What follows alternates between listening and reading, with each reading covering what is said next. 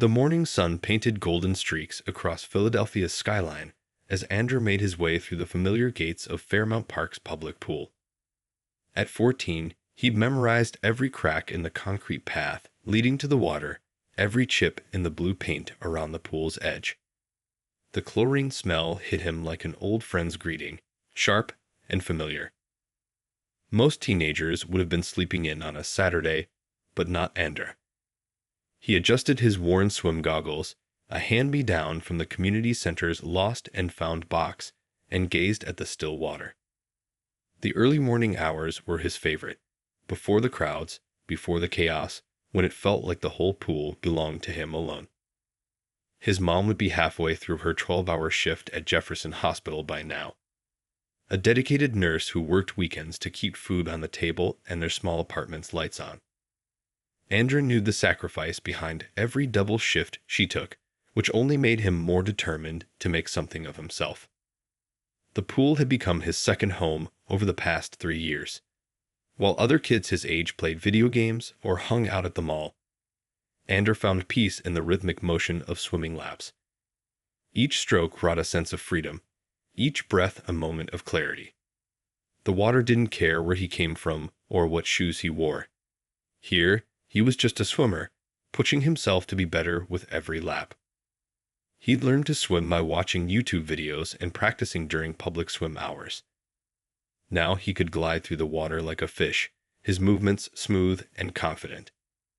The lifeguards had noticed his dedication, sometimes offering tips when they saw him practicing his form.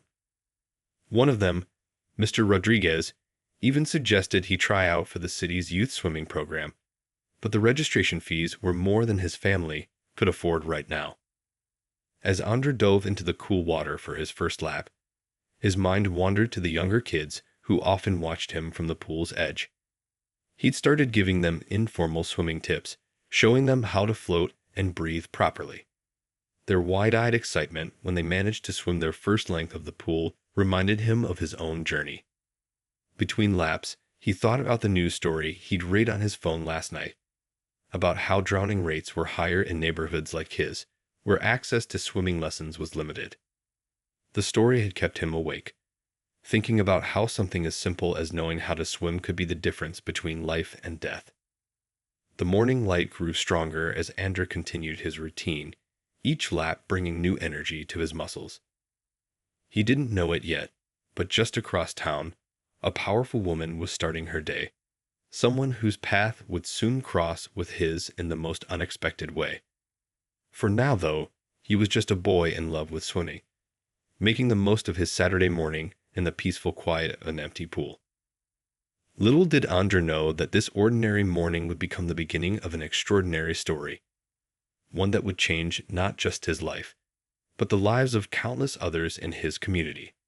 But at this moment, all that mattered was the gentle splash of water against the pool walls and the steady rhythm of his strokes, carrying him forward into what would become the most important day of his young life. The morning was warming up as Andrew gathered his things from the pool locker room. His old backpack was damp from his wet towel, but he didn't mind. The swim had been worth it. He decided to take the scenic route home along the Schuylkill River, enjoying the morning peace before the city fully woke up. Meanwhile, 53-year-old Elizabeth Chen, one of the most powerful women in tech, was power walking along her usual riverside path. Her smartwatch showed she'd already covered 3 miles, but her mind wasn't on her exercise. As the CEO of River Tech Solutions, she'd built a fortune by turning a small startup into a global tech giant. Today, though, that empire was giving her a headache. Her phone buzzed for the 10th time that morning. International investors were nervous about their new AI project, and the board meeting had been moved up. Elizabeth paused near the river's edge, pulling out her phone while trying to catch her breath. Her sleek workout gear and expensive running shoes marked her as someone who could afford the best, but money couldn't buy peace of mind. The numbers aren't what we promised. A board member's voice crackled through her phone. Elizabeth paced as she listened, her designer sneakers scuffing against the damp riverbank. We need to make a decision now, or we'll lose the Singapore contract. She didn't notice how close she'd gotten to the edge. The recent rains had made the bank slippery, and the ground was softer than it looked. As she turned to make another lap, her foot hit a loose patch of mud. Time seemed to slow down as she felt herself losing balance. The phone flew from her hand as she tried to catch herself. One moment she was standing, the next she was plunging into the cold river water. The current, usually gentle, had been strengthened by the week's rainfall. Elizabeth was a decent swimmer, but the shock of the cold water and her heavy workout clothes dragged her down. Andrew was just walking past, lost in thought about his upcoming math test, when he heard the splash. His head snapped up, eyes scanning the water. At first, all he saw were ripples, then a hand broke the surface, followed by a panicked gasp for air. Without thinking, without hesitating, Andrew dropped his backpack. All those hours in the pool, all those laps he'd swum, they'd prepared him for this moment, though he didn't know it until now. He kicked off his shoes as he ran, his mind clear and focused. The river water was nothing like the pool. It was dark, cold, and angry. But Andrew knew about currents from the swimming videos he'd watched online. He dove in at an angle, letting the river's flow help carry him toward where he'd last seen the woman struggling. Elizabeth was fighting to keep her head above water, but her expensive workout gear felt like it was made of lead. She'd swallowed water and her lungs burned. The shore seemed miles away, though it was only yards. Just as panic started to take over, she felt someone grab her arm. "Take deep breaths." A young voice shouted over the rush of water. "I've got you. Just try to stay calm." The next few moments were a blur of movement and cold. Andrew remembered everything he'd learned about rescue swimming. How to approach a drowning person, how to keep them calm, how to use the current instead of fighting it. Together, they moved slowly but steadily toward the shore, where a small crowd had started to gather. Neither of them knew it yet, but this moment would connect their lives in ways they could never have imagined. As they finally reached the riverbank, gasping and shivering, they were just two people, one who needed help, and one who was brave enough to give it. The river's current tugged at Andrew's legs as he guided Elizabeth toward the shore. His arms burned from the effort, but years of swimming had taught him to push through exhaustion. The cold water bit at his skin, so different from the warm comfort of his morning pool sessions. "Keep kicking gently," he called out to Elizabeth, his voice steady despite his racing heart. "We're almost there." He could feel her beginning to work with him instead of against him, her panic slowly giving way to focused movement. Time seemed to stretch like taffy as they made their way through the churning water. Andrew's mind flashed back to all those swimming videos he'd watched late at night on his mom's old laptop. One in particular had stuck with him, about how to handle river rescues. Never fight the current directly, the instructor had said. Work with it, use it to guide you to safety. Elizabeth's designer workout gear was weighing them both down, but Andrew had learned something else from those videos: how to use someone's clothing to help keep them afloat. He adjusted his grip, using the fabric of her jacket to help support her while keeping her head above water. On the riverbank, a crowd had gathered. Someone was filming with their phone, while others shouted encouragement. A jogger had already called 911, and the distant wail of sirens was growing closer. But Andrew couldn't focus on any of that. His world had narrowed to the rhythm of their movement through the water and the steady kicks keeping them afloat. "Almost there," he said again, this time more to himself than to Elizabeth. The shore seemed to creep closer inch by inch. His legs were starting to cramp from the cold, but he pushed the pain aside. He'd once swum 50 laps without stopping. Surely he could handle this. As they finally neared the bank, helping hands reached down to pull them up. Elizabeth was lifted first, coughing and shivering but alive. Andrew scrambled up after her, his legs shaky as they touched solid ground. Someone draped a jacket around his shoulders, while another person helped Elizabeth sit up. The paramedics arrived in a flurry of activity, their red and blue lights painting the morning scene in surreal colors. They quickly wrapped both Andra and Elizabeth in silver emergency blankets, checking their vital signs and asking questions about what had happened. "You saved my life," Elizabeth said between deep breaths, looking at Andra with wonder. Her usual composed CEO demeanor was gone, replaced by raw gratitude. "How did you know what to do?" Andra shrugged, suddenly she under all the attention. "I just swim a lot," he said, wringing water from his soaked t-shirt. "Watched some videos about water safety too. Seemed like the right thing to do." The paramedics insisted on checking them both more thoroughly. As they worked, more people arrived, police officers taking statements, news reporters setting up cameras, curious onlookers with their phones out. But amid all the chaos, Elizabeth kept glancing at the young boy who'd risked his life to save hers. She watched as he called his mom on a phone borrowed from one of the paramedics, explaining in a calm voice that he was okay, but had gotten a little wet. She heard him politely decline when someone offered to call him a cab, saying he could walk home once the paramedics cleared him. The morning sun was now high in the sky, drying their wet clothes and warming their cold bodies. Neither of them knew it yet, but this rescue was just the beginning.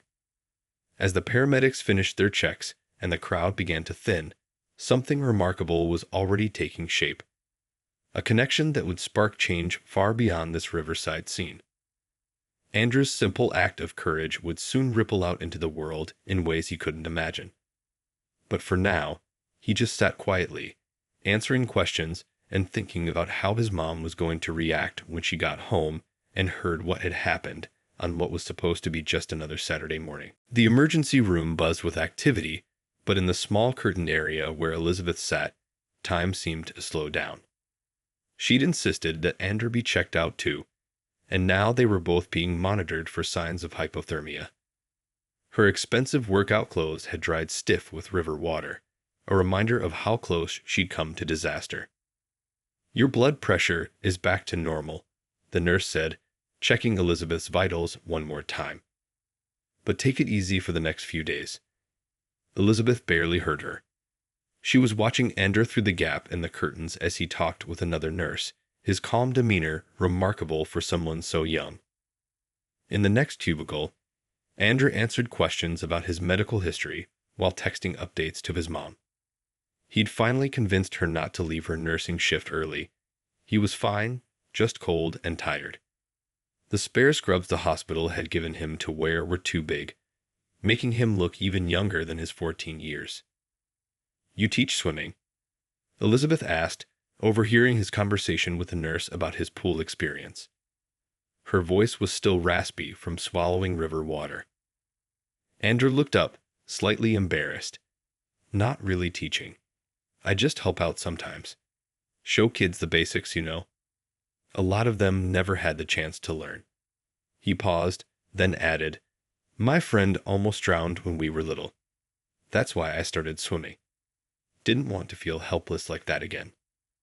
Elizabeth felt something shift inside her as she listened. Here was a kid who turned his own fear into something positive, who was already thinking about helping others at an age when most were just helping themselves. She thought about the millions sitting in her company's community outreach fund, mostly used for fancy galas and photo ops. A young doctor walked in, carrying discharge papers for both of them. "Mr. Rodriguez from the pool called," he told Andra. "Says you can take a few days off from your volunteer work if you need to." Andrew shook his head, already planning to be back at the pool tomorrow. Elizabeth pulled out her phone, somehow still working after its morning adventure, and began searching. News of the rescue was already spreading online. Amateur videos showed Andrew's steady swimming, his careful approach, the way he'd kept them both calm in the churning water. Comments were pouring in, praising his bravery, but also highlighting a deeper issue. "The pool where you volunteer," Elizabeth said, looking up from her phone. "It's one of only 3 still open in that part of the city, isn't it?" Andrew nodded, surprised she checked. "And you said you learned to swim from watching videos." "Yeah, couldn't afford lessons at first. The pool staff helped when they could, but they're always short-handed." He shrugged as if this was just how things were supposed to be. Elizabeth thought about her morning board meeting, now long forgotten in the chaos.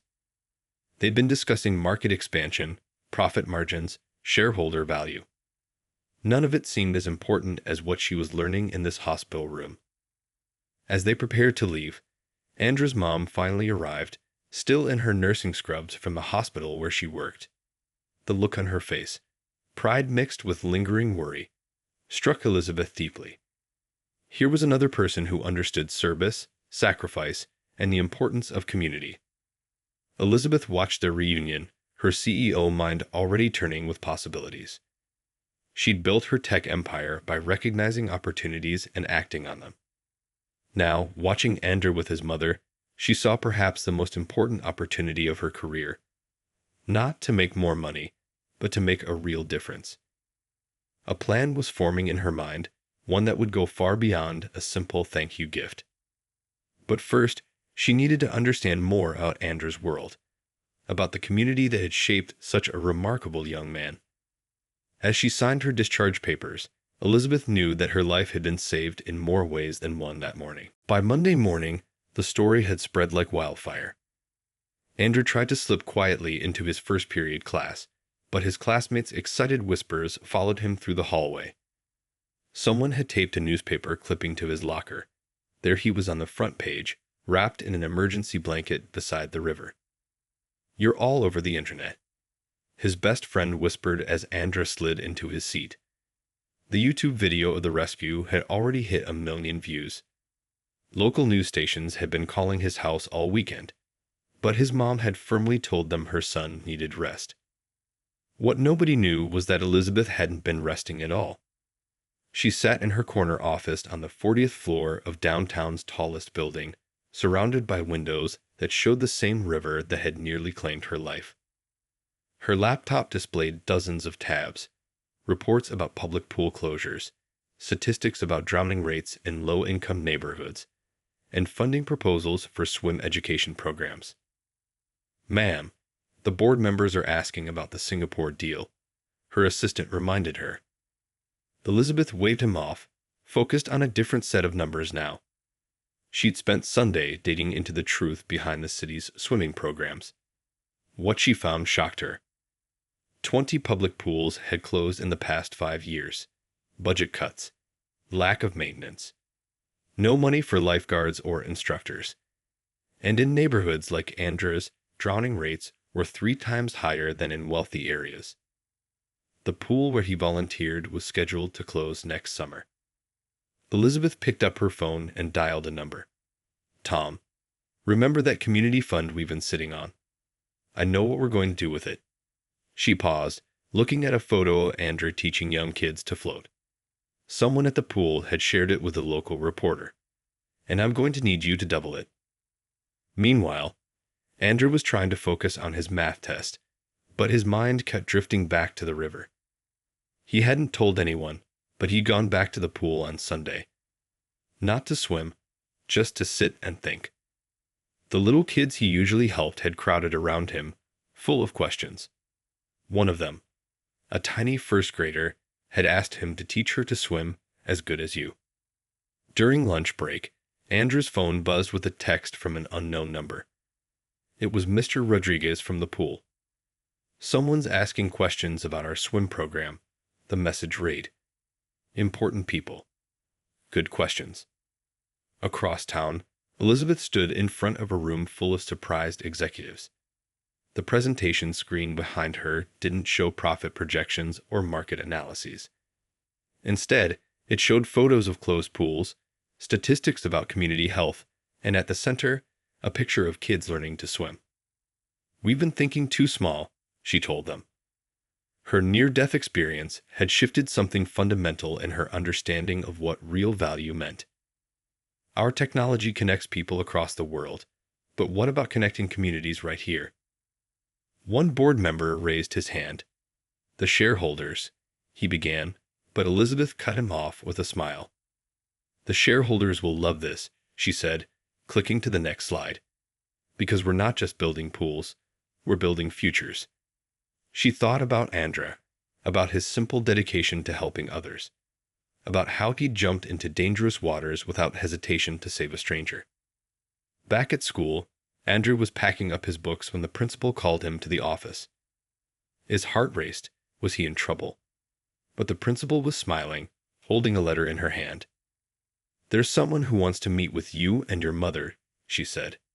"Someone who has some big ideas about swimming in our community."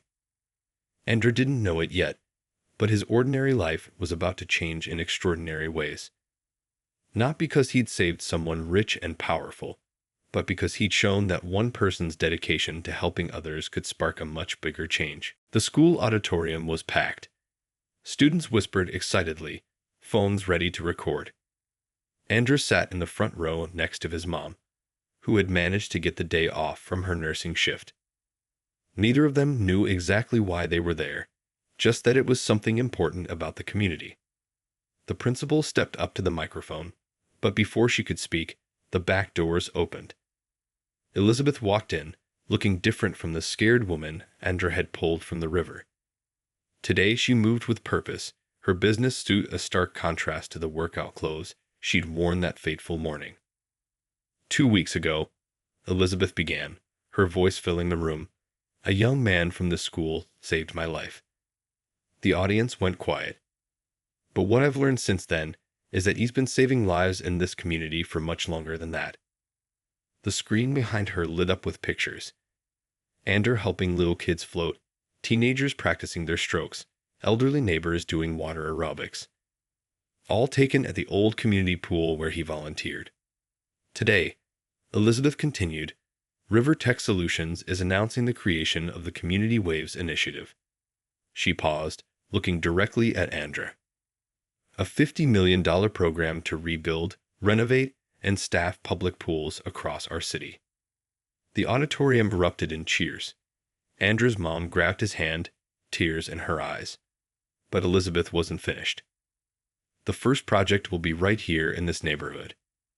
Not just a pool, but a full aquatic center with learn-to-swim programs, lifeguard training, and job opportunities for young people who want to teach others.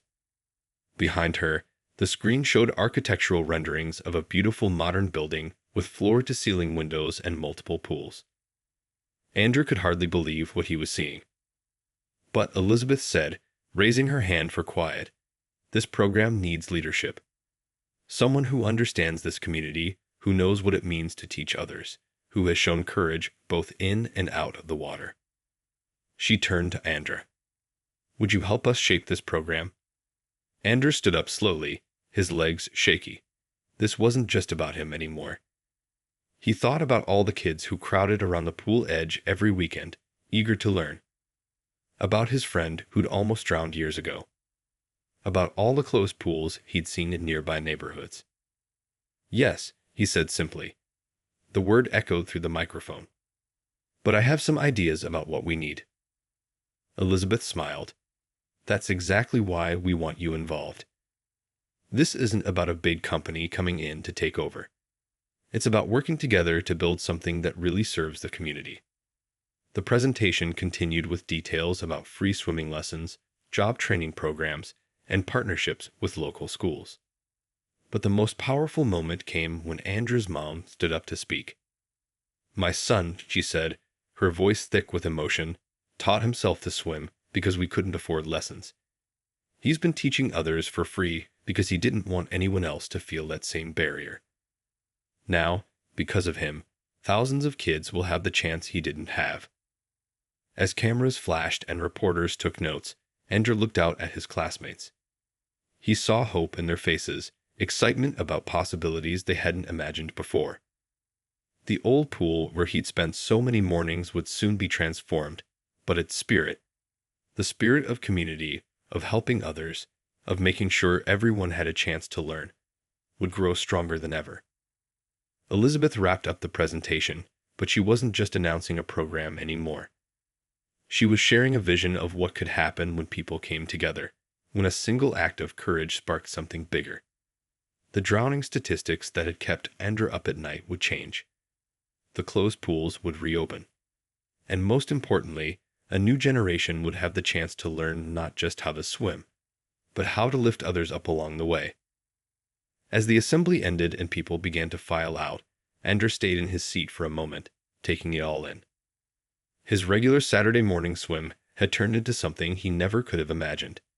But the best part wasn't the money or the new buildings. It was knowing that other kids would have the chances he'd wished for, that his community would be stronger, safer, and more connected than ever before. 2 years had passed since that life-changing morning by the river. The new aquatic center gleamed in the early sunlight, its modern design standing proud against the city skyline. Through the floor-to-ceiling windows, dozens of kids could be seen in the water, learning the same strokes Andrew had taught himself years ago. Andrew, now 16, stood at the pool's edge wearing his official instructor uniform. His whistle hung around his neck, and a clipboard with lesson plans rested nearby. But it wasn't just one pool anymore. This was the 5th center they'd opened across the city. Remember to blow bubbles. He called out to his youngest group of swimmers. These Saturday morning classes were his favorite. He'd insisted they be freed for any family that couldn't afford lessons. Elizabeth had immediately agreed, remembering how he'd learned from YouTube videos because proper lessons were too expensive. The lobby wall displayed impressive numbers. Over 5,000 children taught to swim, 200 new lifeguards certified, 50 instructors trained from local communities. But the real success stories were in the water.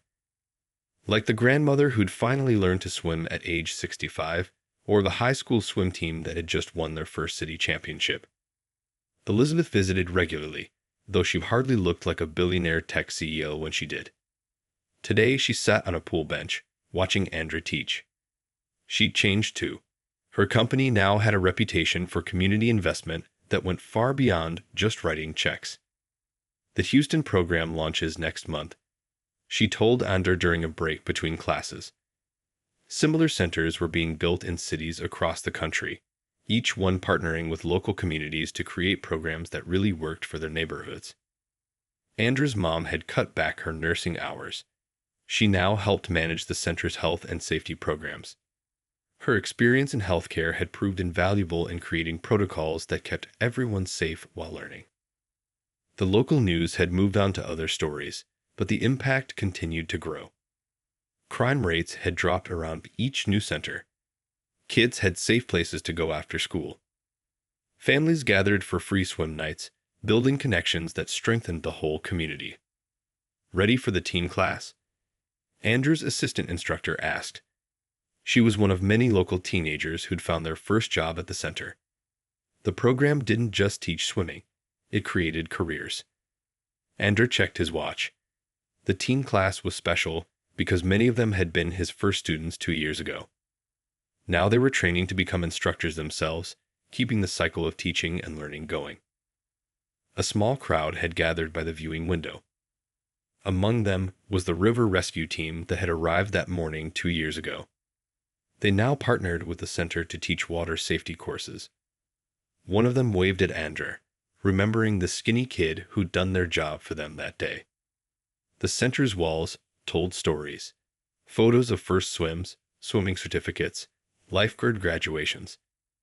But Andrew's favorite was a simple framed newspaper article about the river rescue, hung in a quiet corner. Not because it was about him, but because it reminded everyone that big changes often start with one person choosing to help another. As his next class filed in, Andrew smiled at a young girl who looked just as nervous as he had during his first swim. "Don't worry," he told her gently. "We all start somewhere." He thought about his journey from teaching himself to swim, to saving a life, to helping build something that would save many more. The afternoon sun sparkled on the pool water as Andrew blew his whistle to start the class. From the river's edge to this moment, his life had changed in ways he never expected. But the most important things hadn't changed at all. His love for swimming, his desire to help others, and his belief that everyone deserved a chance to learn. As he watched his students take their first strokes, Andrew knew that this was more than just a swimming program. It was proof that when people came together, when they chose to lift each other up, incredible things could happen. And somewhere in the city, another young person might be inspired to make their own difference in the world, creating ripples that would spread far beyond what anyone could imagine.